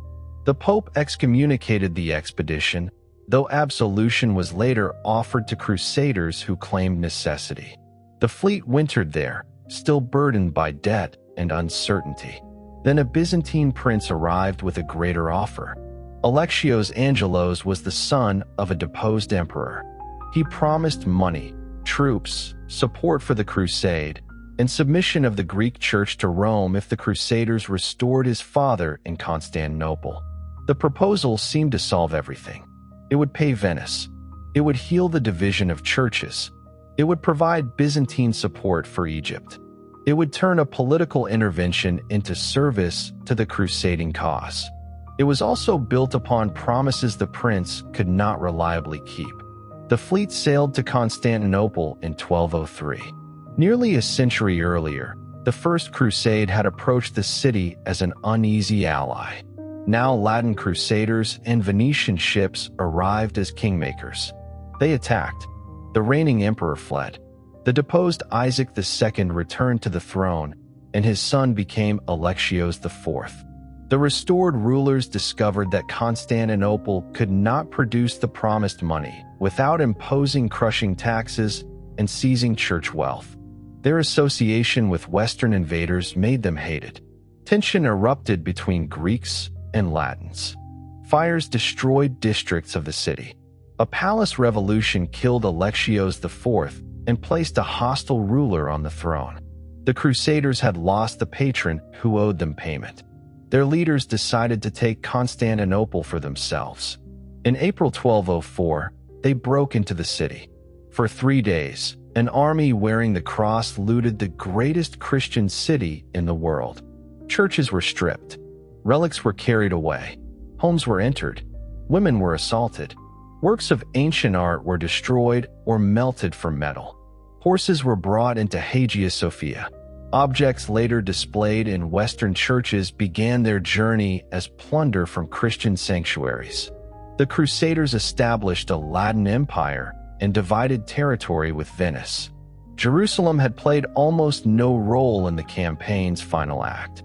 The Fourth Crusade did not simply represent greed replacing faith, because many participants continued to interpret their choices through vows, oaths, providence, and punishment. That made the event more revealing, not less. A movement created to direct Christian warfare toward the recovery of holy places had developed institutions capable of sanctifying a war against Christians when circumstance, debt, and political argument aligned. The road to Jerusalem had reached Constantinople and stopped. The damage outlasted the Latin regime. Byzantine successor states eventually recovered the capital in 1261, but the restored empire was poorer, smaller, and permanently weakened. The breach between Eastern and Western Christianity deepened. In Greek memory, 1204 became evidence that the warriors of Latin Christendom were not rescuers but predators. For the crusading movement, the scandal did not end new campaigns. It increased the desire for tighter control. By the early 13th century, the crusade had become more than a road. It was now a legal and religious mechanism that could be directed toward different enemies.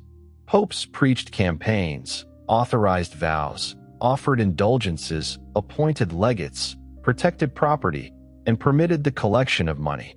A person might support an expedition without traveling by financing someone else or contributing under approved terms. The movement became easier to organize and easier to redirect. In Iberia, Christian kingdoms had fought Muslim rulers long before Clermont. Crusading privileges increasingly joined those wars to the wider language of sacred campaign. Knights could seek spiritual reward in Spain rather than sail toward the eastern Mediterranean. The great Christian victory at Las Navas de Tolosa in 1212 became part of this parallel crusading world. Around the Baltic, campaigns against non-Christian peoples created another frontier. German, Danish, and other warriors took vows against groups in regions that would become Prussia, Livonia, Estonia, Latvia, and Lithuania. The Teutonic Order, founded during the Siege of Acre, eventually built its own territorial power in the north. Conversion, settlement, trade, dynastic ambition, and conquest mixed there as thoroughly as faith and politics had mixed on the road to Jerusalem. Crusading language also turned inward. In southern France, the Church condemned the religious movement usually called Catharism as heresy. Pope Innocent III proclaimed what became the Albigensian Crusade in 1209. Northern French nobles descended into Languedoc. Cities were besieged, lands were transferred, and violence presented as defense of the faith reshaped the political map of France. The target was no longer necessarily a Muslim ruler or a distant holy city. It could be a baptized Christian judged heretical, a political enemy of the papacy, or a pagan community on Europe's frontier. This expansion did not make Jerusalem irrelevant. The city remained the emotional center and the standard by which other campaigns borrowed meaning. But every new use changed the institution. The cross sewn onto a cloak no longer told an observer where the wearer intended to go. The transformation also produced unease. Some churchmen feared that too many campaigns diluted the special claim of the Holy Land. A knight with limited money and obligations might choose a nearby crusade rather than the long eastern journey. Rulers learned that crusading taxes and vows could serve policies close to home. Critics questioned preachers, fundraising, failures, and the gap between sacred promise and political outcome. Popular enthusiasm still escaped official control. In 1212, movements remembered under the misleading name of the Children's Crusade appeared in France and the German lands. Participants included young people and poor adults inspired by visions and preaching. They expected divine action to open a way to the Holy Land. Most never reached the Mediterranean, and later stories about entire groups sold into slavery are difficult to verify. What matters is that, more than a century after Clermont, the idea of reaching Jerusalem could still seize people who possessed neither armies nor ships. The road had become institution, metaphor, and dream. It could lead east, north, south, or toward a neighbor's door. The next great expedition would return to the strategy Richard had left behind. Its target would be Egypt. Its tragedy would begin with an offer that could have returned Jerusalem without another march. The Fifth Crusade assembled in stages beginning in 1217. Kings and nobles from Hungary, Austria, the German lands, Italy, and the Crusader States joined, but leadership was divided between secular commanders and Cardinal Pelagius, the papal legate. The expedition waited, raided, debated, and eventually committed itself to Damietta, the fortified port near the eastern branch of the Nile. Damietta was not Jerusalem. That was the strategic point.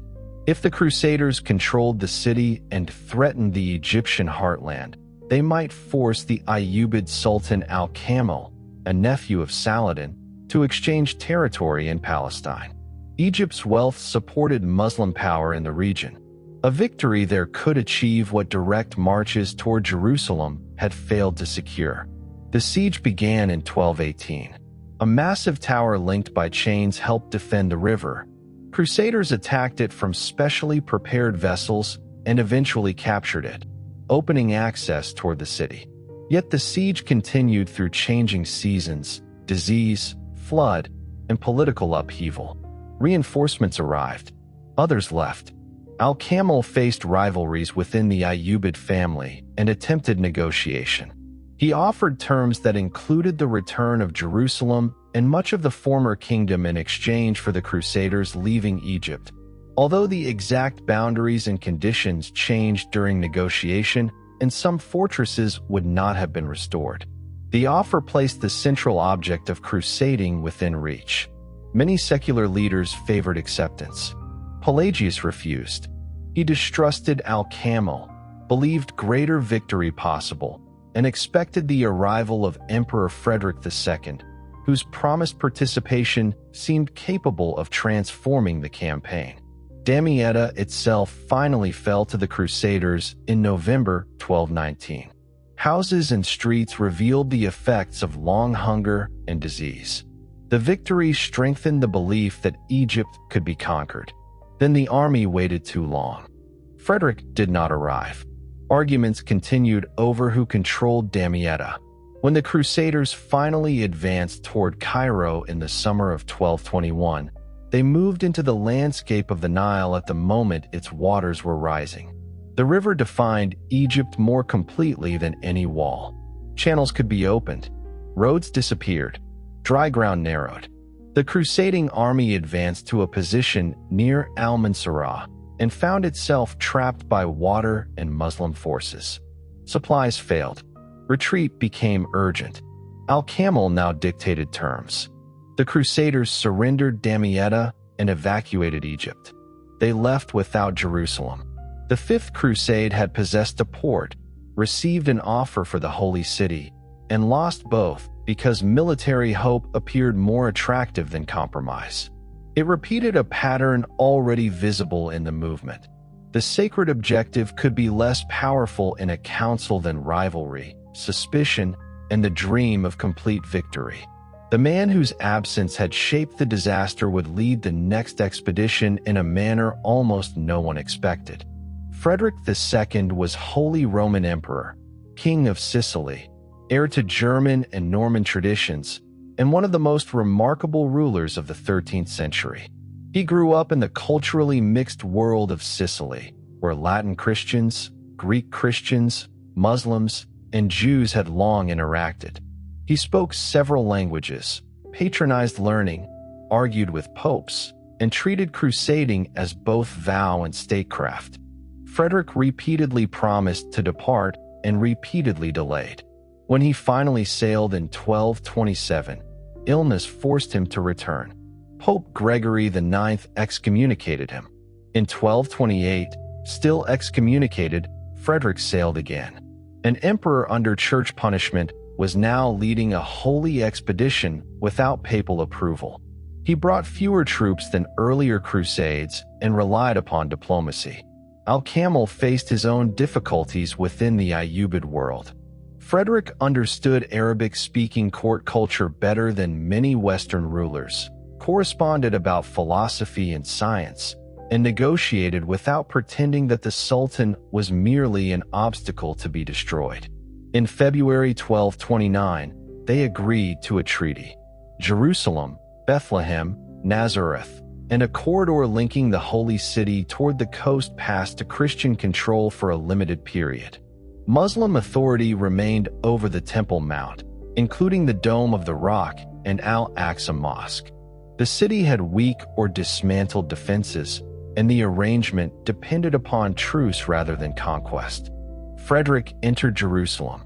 No great army had opened the road. No siege tower reached the walls. No massacre filled the streets. In the Church of the Holy Sepulchre, with no priest willing to officiate, Frederick asserted his kingship in a ceremony that hostile accounts described as a self-coronation, while church authorities kept their distance because of his excommunication. The diplomatic recovery of Jerusalem should have appeared an extraordinary success. Instead, almost everyone found a reason to hate it. The papacy condemned Frederick. Some Eastern Franks resented his authority and methods. Muslims criticized Al-Kamil for yielding the city. Devout crusaders questioned a settlement that left Islamic worship on the Temple Mount. Frederick departed after a brief and tense stay. Jerusalem had been recovered by the least crusading-looking crusade of the age. It remained in Christian hands, with interruptions and political complications, until 1244. Then forces of Khwarezmian Turks, displaced westward by the Mongol conquests and allied with an Egyptian faction, stormed the city. They killed inhabitants, plundered, and damaged Christian holy places. A combined army of Franks and their Muslim allies was defeated at La Fourbe soon afterward. The loss was far more permanent than anyone yet understood. Latin Christians would not rule Jerusalem again during the medieval crusading era. Another king took the cross.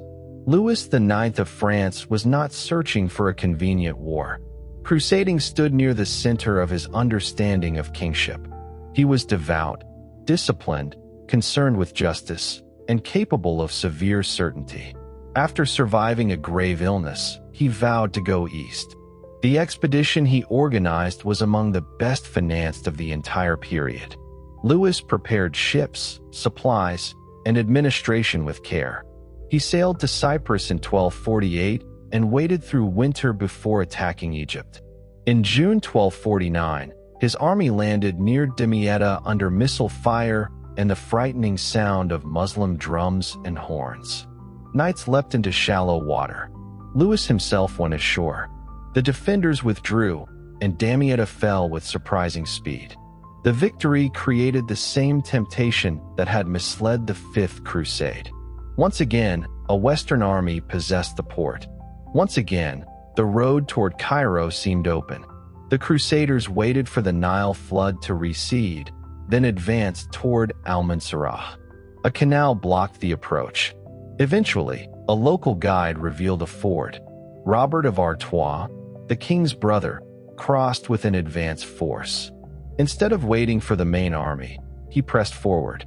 The attack entered Al-Mansura. At first, surprise brought success. Then streets narrowed, units separated, and Mamluk soldiers rallied. Robert and many knights were killed. Fighting continued around the town and camp. The Crusaders held their position, but disease and hunger spread. The army could not force a decisive victory and could no longer remain. Retreat began in April 1250. It became a collapse. Sick men crowded boats. Egyptian forces attacked. Louis, weakened by illness, was captured with much of his army near Fariscour. A king who had crossed the sea to recover Jerusalem became a prisoner in Egypt. Damietta was returned as part of the settlement. A vast ransom was arranged. Louis was released. He did not go home. For approximately 4 years, he remained in the surviving Crusader territories. He strengthened Acre, Caesarea, Jaffa, and Sidon. He negotiated with rival Muslim powers, sought alliances, ransomed captives, and used royal money to repair defenses. The period accomplished less dramatic fame than battle, but it may have been the most useful work of his expedition. Louis understood that the eastern states needed walls, funds, diplomacy, and time more than another glorious charge. When his mother, who had governed France during his absence, died, he returned west in 1254. The world around the Crusader States was changing with extraordinary speed. In 1250, during Louis's captivity, the Mamluks seized power in Egypt. They were military elites whose ranks had been recruited largely from enslaved boys brought from Turkic and Caucasian regions, converted to Islam, trained, and placed in service. The system produced commanders bound to military households rather than hereditary aristocracy. It also produced a ruling class with formidable discipline and experience. At the same time, Mongol armies moved across Eurasia with a force that destroyed states which had seemed permanent. Baghdad fell in 1258, and the Abbasid Caliph was killed. Mongol forces advanced into Syria.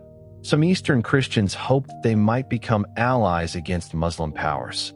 Others understood that Mongol conquest threatened everyone. In 1260, the Mamluks defeated a Mongol army at Ain Jalut in Palestine.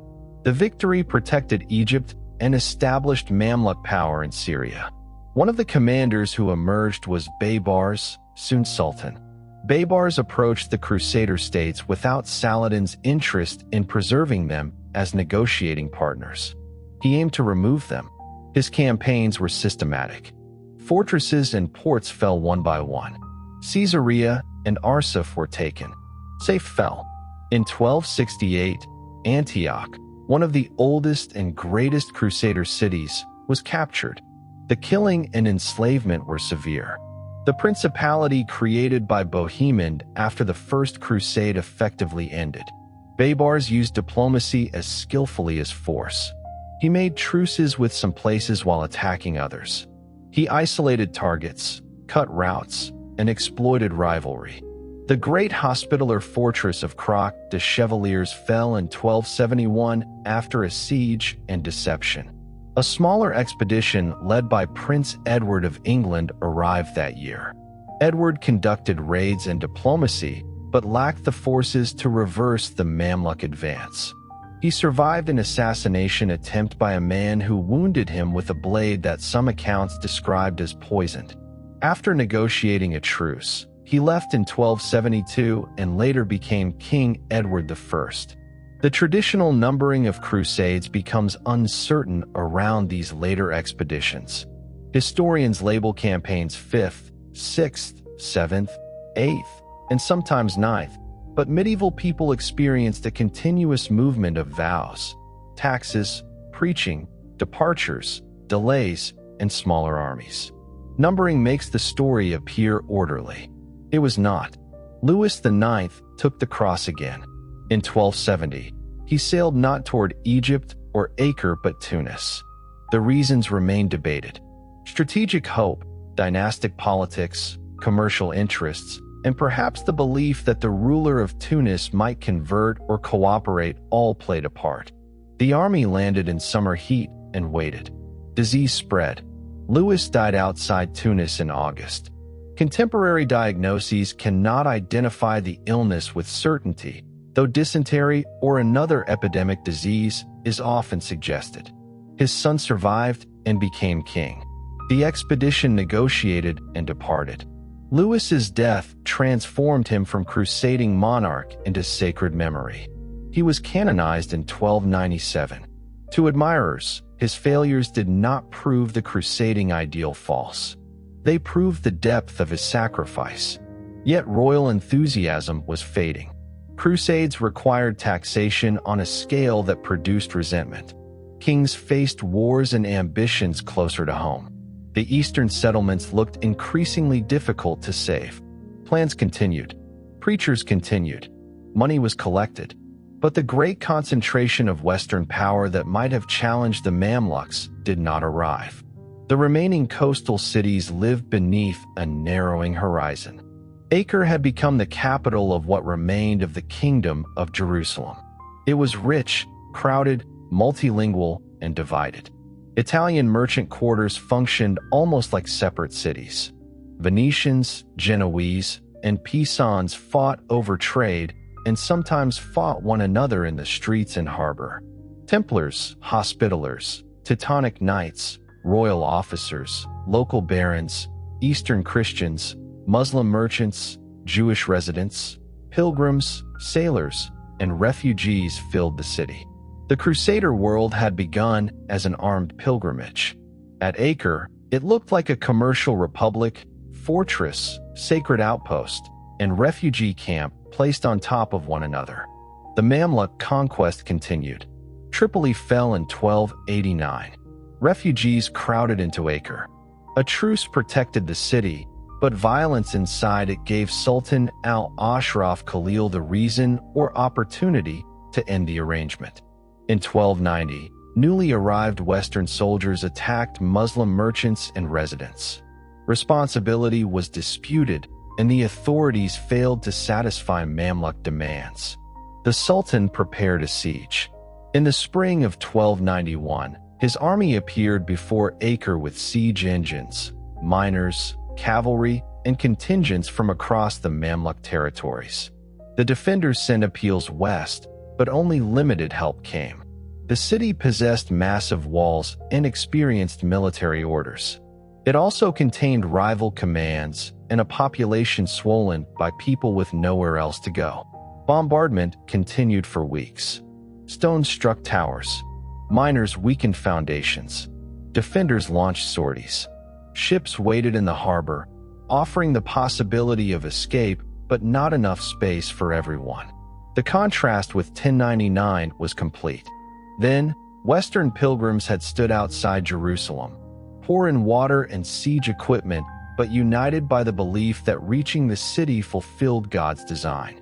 At Acre, their descendants stood behind walls with ships and fortifications, but without the concentrated movement that had created their world.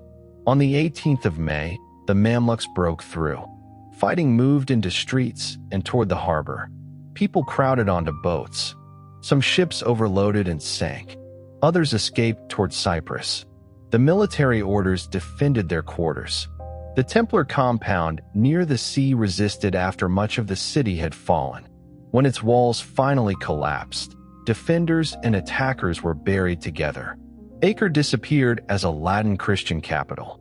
The remaining coastal positions were abandoned or captured soon afterward. Tyre, Sidon, Beirut, and smaller strongholds could not stand alone.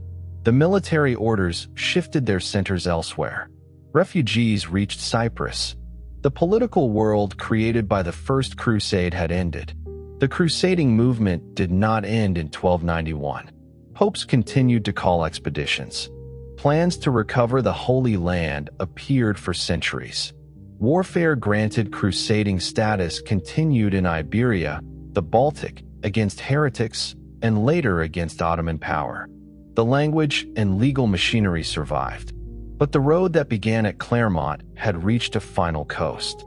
For nearly 200 years, Latin Christian states had existed between the Mediterranean and the interior of Syria and Palestine. They had been born from an almost impossible march, sustained by ships, settlers, castles, truces, taxation, and periodic reinforcements, and destroyed when the surrounding political world became stronger and more unified than the support behind them.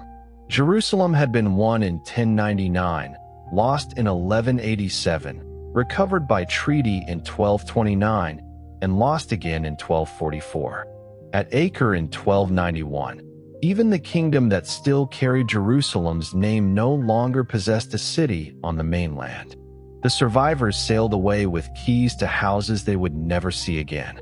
The ships leaving Acre carried more than refugees. They carried relics, account books, charters, wounded soldiers, and titles to lands that no longer belonged to their owners. On Cyprus, survivors searched the arriving vessels for relatives. Military orders counted the men and possessions they had lost. Noble families continued to use the names of vanished lordships because a claim could survive after a wall had fallen.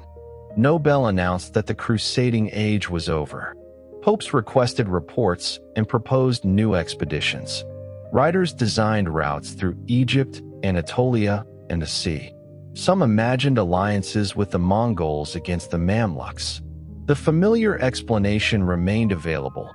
Defeat had come because Christians were divided, sinful, or insufficiently obedient. Failure did not have to disprove the ideal. It could be used to demand a purer attempt. But the world that had produced the First Crusade could not simply be recreated. Western monarchies demanded more money and attention at home. A king absent for years risked invasion or rebellion. The Mamluks controlled the coast and destroyed fortifications that might support another landing. The distance was unchanged, while the defenders now understood exactly what fleets from the west might mean. The military orders sought new purposes. The Hospitallers eventually established themselves on Rhodes and became a naval power. The Teutonic Knights had already turned toward the Baltic. The Templars withdrew to Cyprus. carrying the wealth and reputation accumulated during 2 centuries of guarding roads, castles, and treasuries. Without the mainland states, that power became easier to fear. In 1307, King Philip IV of France arrested the Templars in his kingdom. Accusations of heresy and secret ritual followed. Confessions were extracted under pressure and torture. Pope Clement V suppressed the order in 1312, and its last Grand Master, Jacques de Molay, was burned in Paris 2 years later. Legends later supplied treasure and mysteries. The real transformation was already remarkable enough. A few knights formed to protect pilgrims had become an international institution, and then survived long enough to be destroyed by a Christian king. Other legacies were carried by communities rather than orders. For European Jews, the massacres of 1096 were not an isolated shadow at the beginning of the story. Later preaching could revive danger, as the crisis during the Second Crusade showed. Church and secular authorities sometimes offered protection, but protection remained uncertain. A movement promising forgiveness to those who traveled east repeatedly made neighbors at home less secure. For Muslims of Syria, Palestine, and Egypt, the Crusades were not experienced at first as one continuous war lasting 2 centuries. They appeared as invasions, frontier struggles, changing Frankish states, truces, raids, and rival dynasties. Zengi, Nur al-Din, Saladin, and the Mamluks gradually made resistance part of political and religious legitimacy, yet each also fought Muslim rivals. Unity was built, it was never automatic. Trade and knowledge continued to cross the same sea as armies. Italian cities expanded their eastern networks. Sugar, textiles, spices, glass, stories, techniques, and words moved between ports. Yet warfare did not create Mediterranean exchange from nothing, and crusaders were not the sole bridge by which learning reached Western Europe. Iberia, Sicily, Byzantium, merchants, translators, captives, pilgrims, and diplomats all belonged to a larger world of contact.